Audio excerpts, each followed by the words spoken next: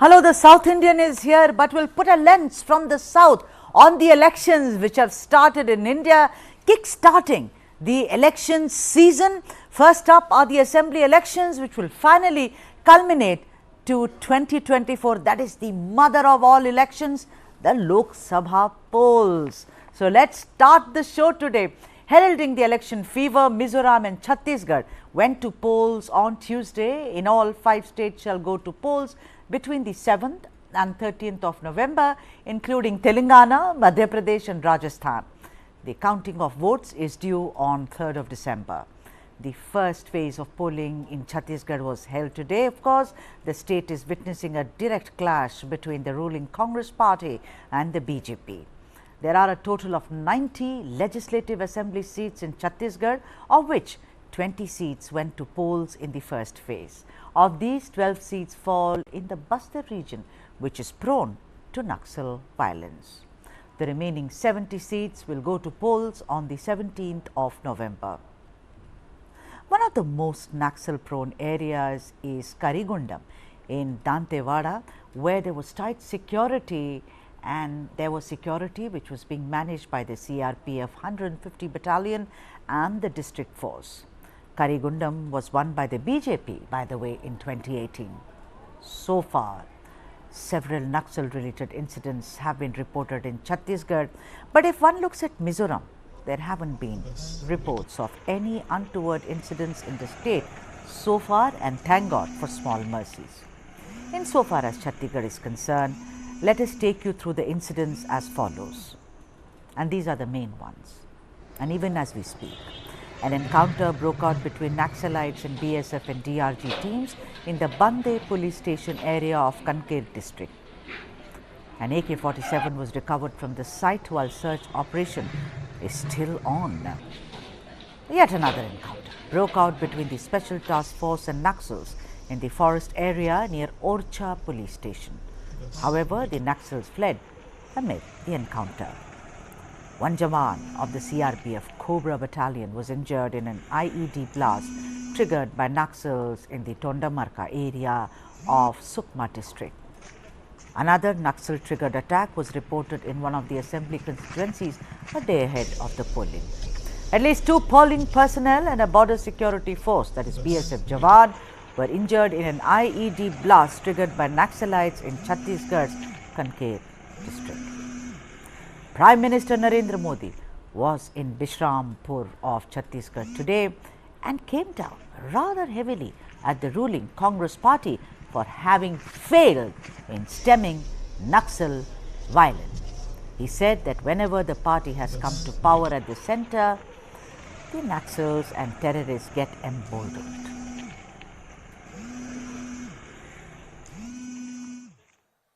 जब जब कांग्रेस सरकार में आती है, तब तब देश में आतंकवादियों और नक्सलियों के हौसले बढ़ जाते हैं। जहां भी देखो, इधर कभी बम फूटने की खबर आती है, कभी उधर बम फूटने की खबर आती है, कभी यहां मार दिया काट दिया की खबर आती है, कभी यहां मार दिया काट दिया की खबर आती थी।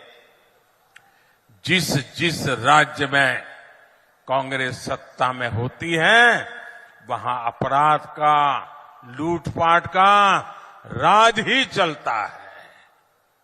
कांग्रेस सरकार नक्सल हिंसा को काबू करने में असफल रही है। Chhattisgarh has struggled with Naxal violence for decades, and even as there were reports that it had been controlled considerably, it did rear its head, albeit mildly. Is it still an elephant in the room? That is Naxal violence. Of course, there's been change. But then, like I said, is it still a concern, still an issue?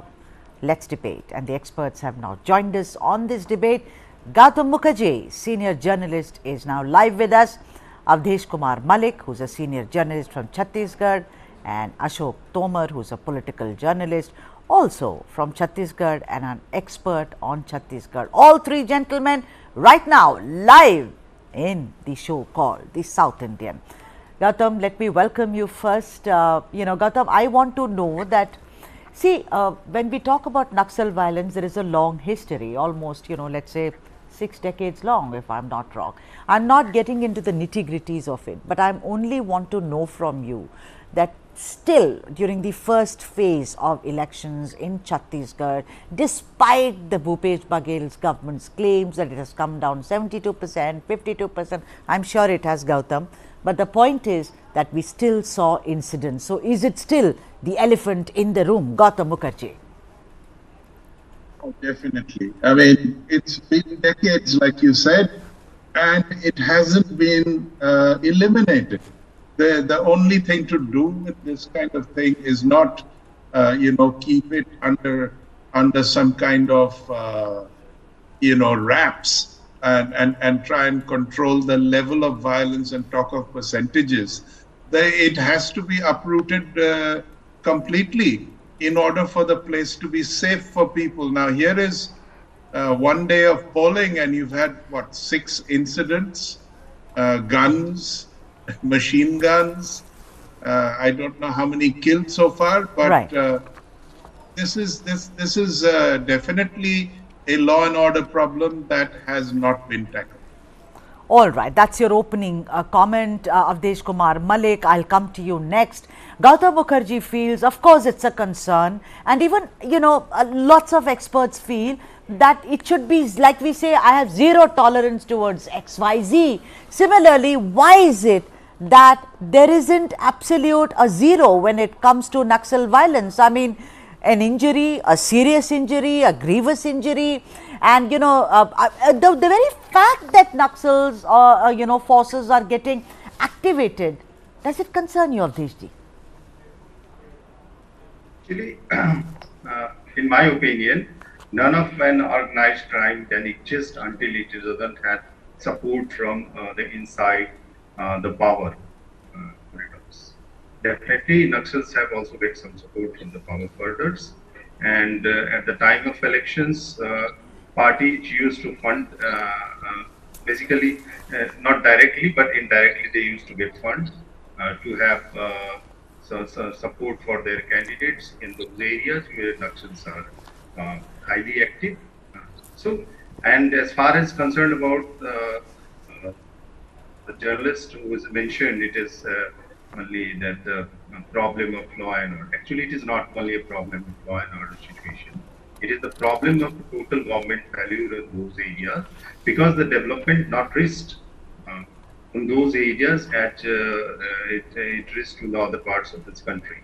Secondly, that the information, the quality education, the health systems, despite of those areas in which majority of Naxal center activities has been heard for decades. The basic reason is that. Are you getting me? Yes, I am, sir. Go on.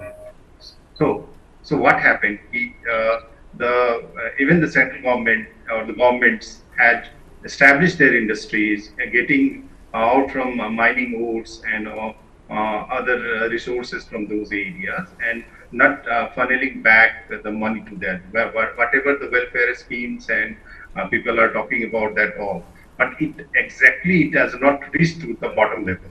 All right. And, I mean, yeah. So let me get Ashok Tomar in. Ashok ji, Chief, what we heard from Chief Minister Bhupesh Baghel. Now, look, the thing is that I'm not really sitting on judgment here, but let's look at it. First phase, and it was kind of a big concern. So, what I was asking was that, is it the elephant in the room? And it seems like perhaps it is, because I'll tell you, he spoke about the idea of Gadbo Nava Chhattisgarh. Gadbo Nava Chhattisgarh, creating a new Chhattisgarh and marching ahead with a 3-pronged strategy of security, trust and development. Now, when you have 6 incidents, some people are saying 9, I will like to go with less incidents. Somewhere the purpose is lost, Ashok ji, would you agree?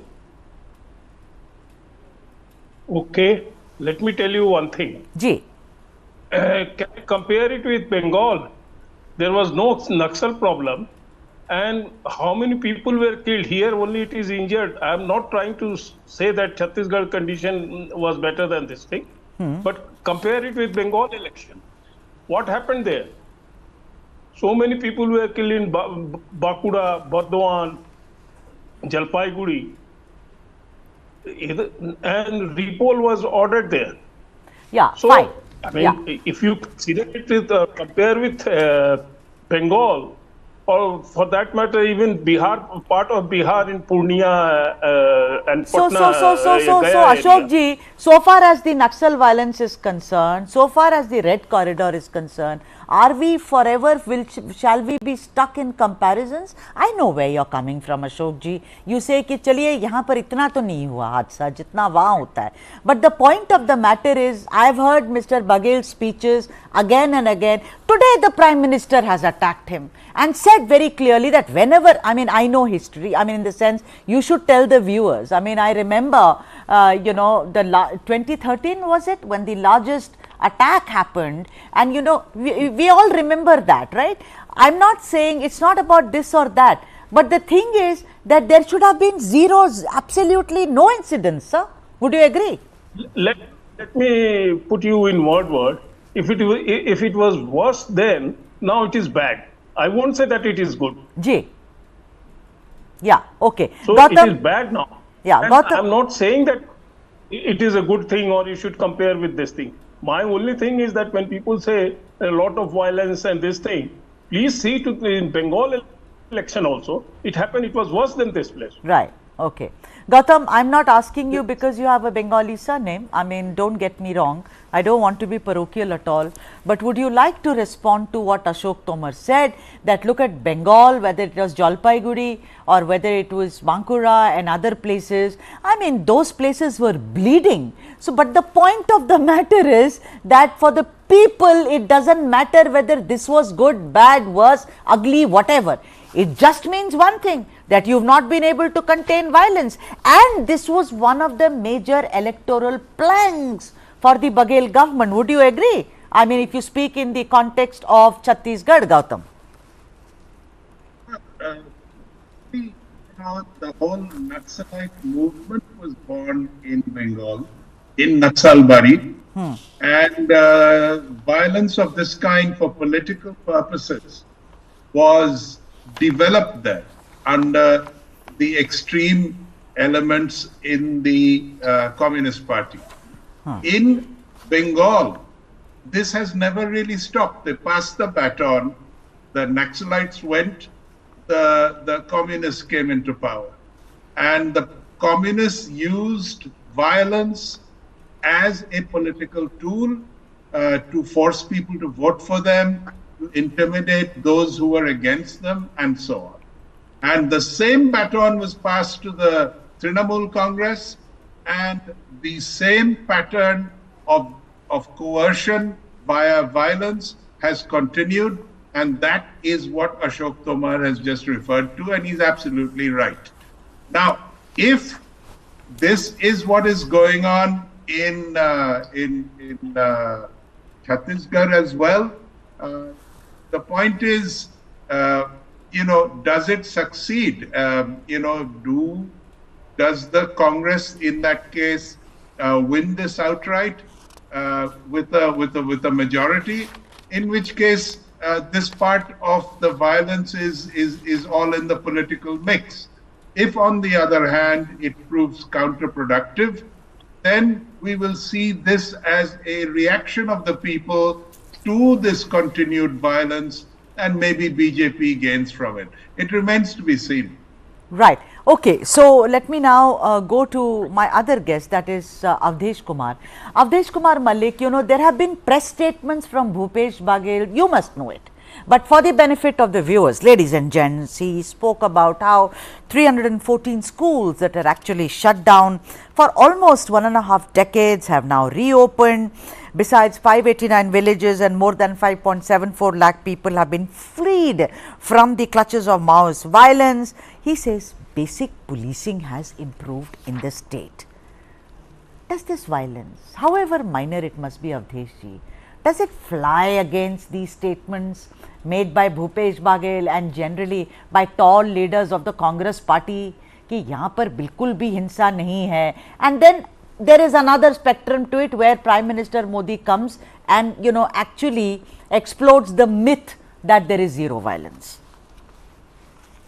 Actually, I partially agree with what the CM Baghel mentioned in his statements. Actually, the situation in the ground is quite different from what we see on the TV screens and all. So finally, when I go to the inner areas, remote areas, inaccessible areas where the huge amount of Maoist presence and something like that, there are some barriers existing. There are some barriers. One is the language barrier, and second one that the security forces, even in nowadays, they just move on the routes. Now, in some places, they have when the camps they have established camps in somewhere they used to safeguard. Still, they are using to safeguard troops. Actually, Naxal they used to basically roam or reside or what are their camps are in the main inside the jungles, and they keep on moving. When Vishwaranjan was DGP in Chhattisgarh, and we keep continuously speaking to him about and just querying about why this problem is not resolved. He also laid one policy there, the green hunt. Once the time it was very popular and defamed both. And finally, what we see there, what when we go to the fields and when we come to Raipur and different, when we go with the discussions with actually the tribal groups which is residing in those areas and the tribal societies and their leaders, they are actually saying that whatever the plans the government just churn out, they take on the paper on that. They don't feel even to get consult with us. So how we can support them? Secondly, they say this definitely they are facing trouble from the Naxalites. Several times they feel atrocities, but some places they also get support from them. When a certain basically officer is doing lots of corruption and even rations and other sorts of things is not reaching there. Once they go and ask help from them, they Naxals used to basically give a diktat on that, and finally the threatening and automatically the problem gets solved. So unless and until the government not reaches to those people, unless and until what the people actually needed in those areas in the name of the development does not get on the plan with the government, all right, the problem keeps on continuously rolling. Right. Ashok ji, I want to come to you. You know, days before, you may recall, Ashok Tomar ji, that in 2018, before the assembly election, there were 6 attacks, by Maoists, and out of these 6, 3 were major attacks that left 13 people, including the camera person of Doordarshan, dead. It was very, very sad. And the point is that, do you think that somewhere this government inherited an already rotten system and therefore had to work doubly, hard to see that the Maoist violence was stemmed in more ways than one? Do you think that it was, if you compare it like that without me sitting on judgment, you're an expert, so tell the viewers about it. See, one thing is there were lots of programs, good programs for development and progress of Bastar. But hardly 50% or say 80% of them were not implemented. The fund used to go for anything, whether it is for the school development or for the animal husbandry or for any health issue, medicine. But this government, at least it has done 1 or 2 things. Some roads were made in Orcha area, Bujmar area. And some students, they have really done very well. If you notice, Indian Idol, a team from that area went and won the gold medal or silver medal at Bombay. So things are improving, but not at the speed which generally people expect. Secondly, if you see the major, the problem with Chhattisgarh or Bastar is that it is bordering 5 states, Maharashtra, Madhya Pradesh, Odisha, Telangana, Andhra. You can commit a crime and go to the next state and the rules are changed there. So it is an ideal place for doing any sort of violence. Number 1. Number 2, you see, if you are talking of violence, there is one Right. constituency in Durg district, in Durg area, which is known as Mohalla Manpur. Ji. Mohalla Manpur Yes, of course. is very close to Gadchiroli. Gadchiroli, which is the den of all the All Naxal right. area in Maharashtra. Okay. Yeah. All right. So nothing has happened there. Right. Okay. So Gautam, what I I'm want. saying, I'm Yeah. not saying, Yeah. Gautam, I want to come I'm to not you. saying that please appreciate this. Yeah, not at all, sir. That's not what you mean. I know what you're saying. There is just a comparative analysis. Gautam, this time around, the thing is that the issue, it looks like more of an issue-based election. There is talk about corruption. You speak about Mahadev, that entire app. BJP is attacking the Congress. They're talking, but the Congress speaks about Kisani. In the morning we had Neerja Chaudhary, who was also speaking about it. 38 lakh farmers and the kind of loan waivers, etc., that the Baghel government has done for them. They are talking about several other subsidies which are to be given. They're talking about giving jobs. In all this, unlike in Telangana, if you look at it, it's only talking about welfare. But in all this, do you think this entire violence which happened, which all of us were keeping our fingers crossed since morning, that gosh, we shouldn't have a breaking, do you think that it will really matter? Let's be very practical. Or people are moved on, they think it's part of their lives, let's move on, as long as I get a job, my son gets a job, and we move on, everything is fine. Well, if the violence is not politically supported, then it is possibly the old Maoist line that I will not allow development, because if I have development, then I cannot keep a grip on the poor people in the forest. And that is why I am attacking the government and its projects and its people, and even the opposition. They're all the same to them. That is if the Maoists are acting alone. And let us also remember that a lot of their funding and guns and training is coming from across the border, and at the very back of it are the Chinese. They may be coming via Burma, but it is basically all such leftist extremist violence has been funded, is being funded by China. So you've got that as a sort of an international aspect. You've got a local aspect of believing in an ideology, which has often been the case, especially we've seen it amongst urban Naxals, spread across all these states, right? Not just Chhattisgarh. And then you've got the antithesis, the opposite. That is, I am killing you people because there's no development. I'm killing you because, like the previous speaker said, a lot of the money is diverted or pocketed under corruption. So what is the motive force? If it is something that the Baghel government is at the back of, it's one thing. If these people are acting independently to criticize the Baghel government, it's another. And if it is internationally motivated, as it always is, that's a third aspect to the thing. All right. Yeah. Avdesh, I want to come to you. Now, it is also said that he who wins Bastar actually is somebody. I mean, I will not say he wins the elections because I don't want to say these things. But don't you think that Bastar, I mean, today people poll, they went to poll.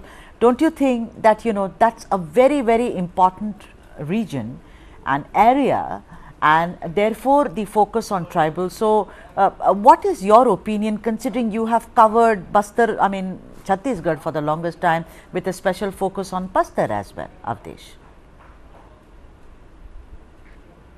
I just want to, coming to your questions, I just want to mention a few lines about Bastar right now. What your voice is not, if you can speak a slightly louder, sir. Thank you very much. Yeah. Okay. Oh, I am audible? Yes, sir. Now you are, sir. Thank you. Actually, but I just want to say that before I coming to your question, I just want to speak a few lines about the Bastar, how it Ji, is please. changing, what is the reason behind the major changes. Yeah. Definitely, they are the deployment of 50,000 security forces in Bastar Yes. for more than 10 years. And finally, the situation has improved. The situation is not improved only because the governance has improved. The situation is improved because the information technology has made routes in those areas. It is through the mobile, it is through the television channels, which as earlier I have mentioned. Because you in the places where in even in Abujmar, the places where you won't see there is a electric line is going there for the transmissions, but you can see a television is there from the Tata Sky, and there the solar panels. So what is funneling that? The aspirations in the nowadays youth. The youth is now comparing themselves with the other side of the world, and their aspirations are slowly and gradually going high. So they are thinking about the studies, they are demanding about the studies, and they just needed jobs. So what in different parts of Bastar, there is basically protest when the news flashed out that the newly built that the Nagarnar steel plant, which is going to be privatized. Right. So Okay. so the aspiration level has gone up. So finally, so this is why this time the parties are facing little bit difficulty, and so they are changing their policy. And your point is that the who wins Bastar, definitely who wins Bastar has definitely a directive towards the winning the elections, not completely saying only Bastar. Because when we talk about the Bastar, Bastar Ji. is one tribe dominated pocket, and second was the against Sarguja. So Huh. both these belts used to define who is going to win the election. But both areas are tribal dominated, and their needs, their aspirational level, and their circumstances are quite different. So for the Bastar, what is the policy is implemented in Bastar won't not necessarily suit to the Sarguja. Right. Let me now go to for the last question. I'm completely running out of time. So the last question is to Mr. Tomar. Mr. Tomar, tell me something. Successive governments have come. Under some governments, the Naxals have been extremely active. Under some, there have been rather supine. But my question to you is that considering that the Naxals are also now tired, or rather, veered towards other things in life, and they do not have the sophisticated weapons that they used to have. Earlier, we heard, do you think that without doing politics over it, there is hope for Chhattisgarh and to be completely free of Naxal violence? And do you think that it is still an important election issue, Mr. Tomar? Yes, so long as exploitation is there, poverty is there, depreciation is there, deprivation is there, destruction is there. For government, the thing is, not only the private people exploiting Bastar area. I see at times even the government is exploiting. For instance, I'll tell you, NMDC mines is there. Railways, they earn crores of rupees from that area. Central government, steel ministry earns crores of rupees. How much and what have they done for the development of that area? We always blame the industrialists that they are exploiting the poor and this thing. And to their misfortune, most of the mines are located only in the tribal area, whole over India. So they will always feel that they have not been looked after properly. That feeling is there among them. All right. And okay. Secondly, yeah, is it an election issue, sir? Quickly. Yeah, it becomes an election issue in every, it could be in the panchayat election, it could be in the any type of election, you will find that issue. Achha. So we will know when the results come out as to how much it impacted, if it did impact, and of course hoping that it kind of is obliterated completely from our lives. Gautam Mukherjee, thank you so much. Avdesh Kumar Malik, Thank you so much, and Ashok Tomarji, it was a pleasure. Thank you very much for joining us on the debate. Thank you indeed. And now we'll talk about the other state where polling took place, that is Mizoram. This was held on Tuesday as well. A total of 174 candidates were in the fray.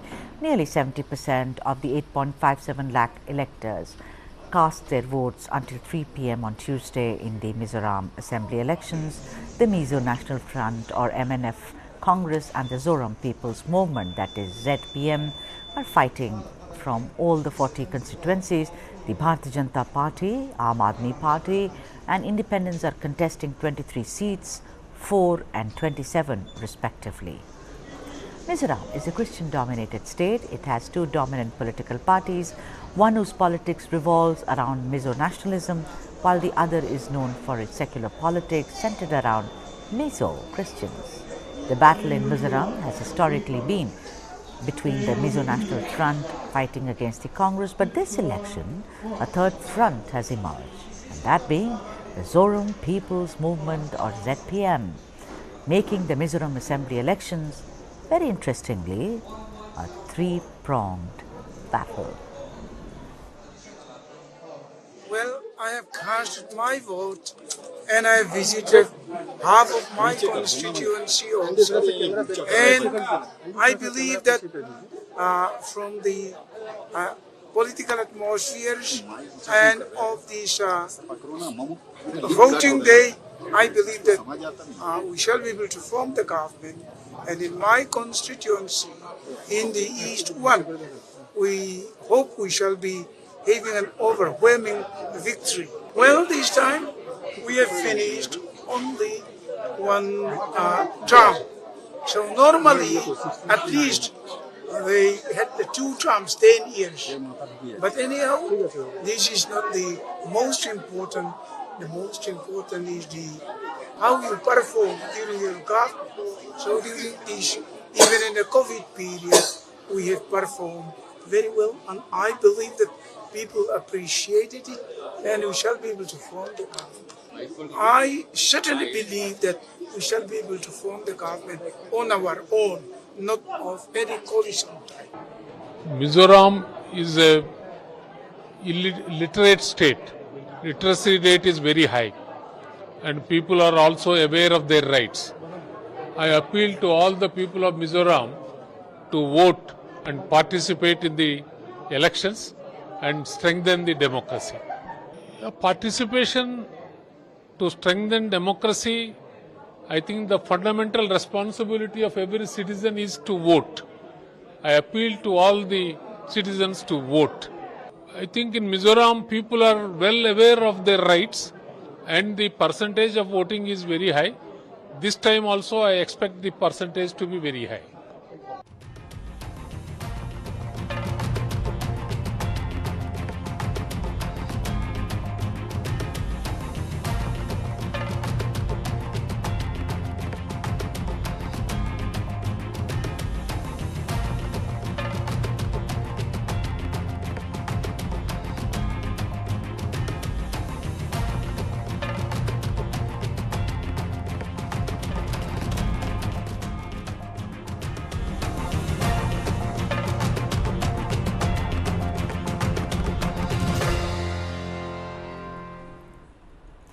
Vanakkam, I'm saying Vanakkam, although it's not the start of the show. I'm saying Vanakkam to you because I'm going to bring you some news from Tamil Nadu, my beloved state, Tamil Nadu. You know what? The Sanatana Dharma Rao is back, and the South Indian here, this South Indian, was the first to tell you how this shan't go away, and it will certainly become an election issue across India. I mean, already across India, whether it's the north, east, west, every politician worth his salt has started speaking about Sanatana Dharma, pro and anti. Now, in this case, what happened was this: the Madras High Court, while denying permission to conduct meetings to eradicate Dravidian ideology, said no person has the right to propagate divisive ideas or conduct meetings to abolish any ideology. Well said.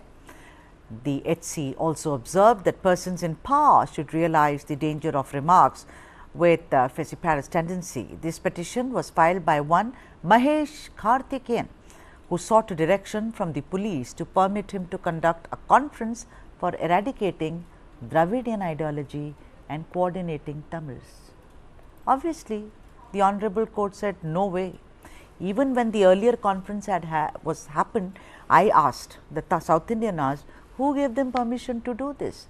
That said, the bench pulled up the police of their alleged failure to take action against some ruling DMK ministers who had participated in an anti-Sanatana Dharma conference held in September, which of course, had Udayanidhi Stalin mainly. There was of course Sekhar Babu also there, but mainly it was Udayanidhi Stalin who compared Sanatana Dharma to some contagious diseases, etc., and which finally snowballed into a major controversy.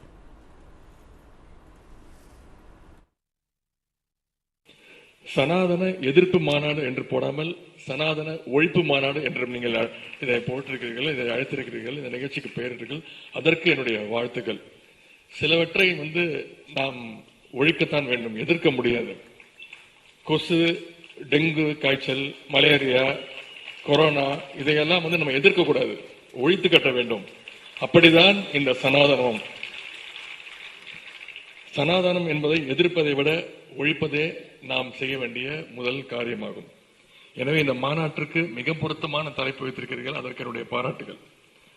சனாதனம்னா என்ன? சனாதனம் அப்படிங்கிற பெயரே சமஸ்கிருதத்திலிருந்து வந்ததுதான். சனாதனம் சமத்துவத்திற்கும் சமூக நீதிக்கும் எதிரானது. சனாதனம்னா வேற ஒன்றும் கிடையாது. சனாதனங்கிறதுக்கு அர்த்தம் என்ன? நிலையானது, அதாவது மாற்ற முடியாதது. So, the court, while commenting on the alleged dereliction of duty on the part of the police against members of the ruling party and the ministers who had participated in the anti-Sanatana Dharma conclave, you saw Udayanidhi Stalin. This is not something that I am making up, but I am keeping the honor of the courts. The court said that persons in power should realize the danger of speech with disparate tendencies and instead concentrate on eradicating, for example, intoxicating drinks and drugs which are injurious to people's health, corruption, untouchability and other social evils. But in response to the observations made by the court, guess what Udayanidhi Stalin did? He defended his stand and he said, and I am quoting him, "I haven't said anything wrong, what I said was right and I will face it legally. I will not change my statement. I have spoken my ideology. I have not spoken more than what Ambedkar, Periyar or Thirumavallavan had said. I can be an MLA, a minister or a youth wing secretary and tomorrow I may be not, but being a human being is more important." I mean, so philosophical, wouldn't you agree? He also added, and I am quoting him yet again, "We have been speaking about Sanatanam for several years while NEET is a 6-year-old issue. It, that is Sanatanam, is a several hundred years old issue. We shall oppose it forever."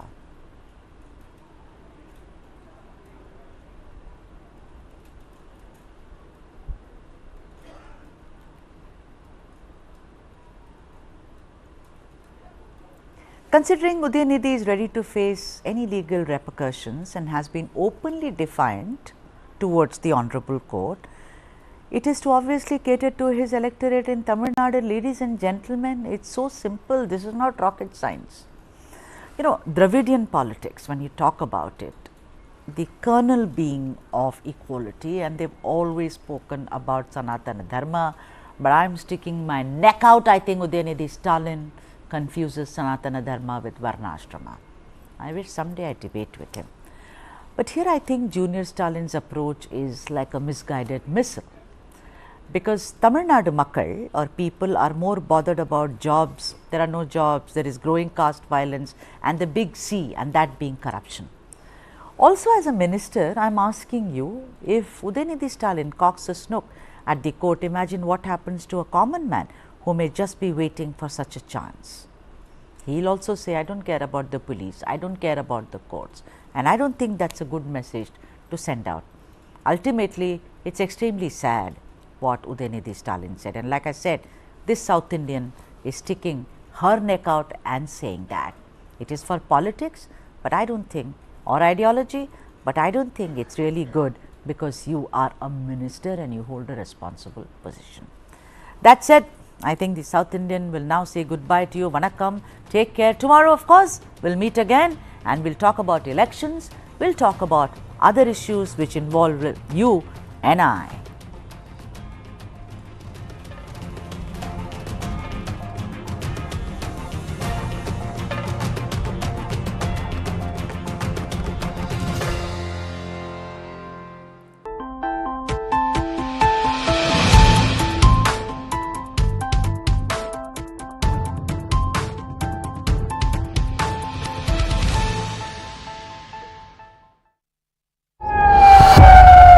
Hamas attacks Israel.